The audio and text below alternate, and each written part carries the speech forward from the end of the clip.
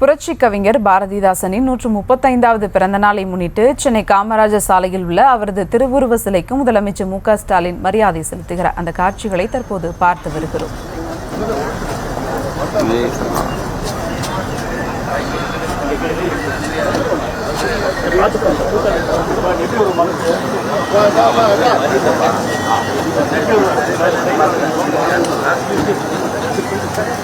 அண்ணா அண்ணா அண்ணா அண்ணா அண்ணா அங்கே ஒரு யூனிட் இருக்குண்ணா அண்ணா அண்ணா அண்ணா அண்ணா கொஞ்சம் லைட்டாண்ணா. கூடுதல் விவரங்களோடு இணைகிறார் செய்தியாளர் ஜெர்ரி. வணக்கம் ஜெர்ரி, இந்த நிகழ்ச்சியில் யார் யாரெல்லாம் பங்கேற்று இருக்கிறார்கள், விவரங்கள்? சுபா வணக்கம்.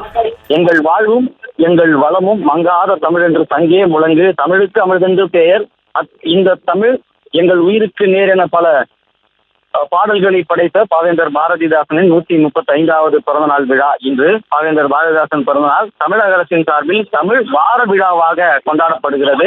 இன்று முதல் மே 5ஆம் தேதி வரை தமிழ் வார விழாவாக கொண்டாடப்படும் என சட்டப்பேரவையில் 110 விதியின் கீழ் தமிழக முதலமைச்சர் மு க ஸ்டாலின் அண்மையில் அறிவிப்பினை வெளியிட்டுள்ளார்.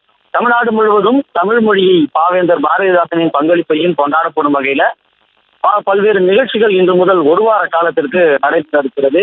எல்லாருக்கும் எல்லாம் இன்று இருப்பதான இடம் நோக்கி நடக்கிறது இந்த வையம் என்ற பாவேந்தரின் கவிதை வரிகளை மையப்படுத்தி அனைத்து மாவட்டங்களிலுமே கவியரங்கங்கள் மற்றும் கருத்தரங்கள் நடைபெறும் என தமிழக அரசு குறிப்பிட்டிருக்கிறது.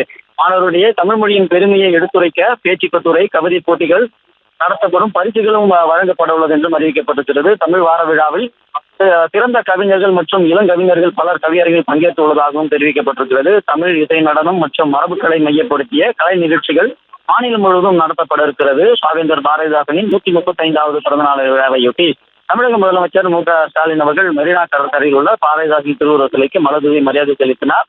அவருடன் அமைச்சர் சுவாமிநாதன், மா சுப்பிரமணியன், மேயர் பிரியா உள்ளிட்டோர் பங்கேற்றனர்.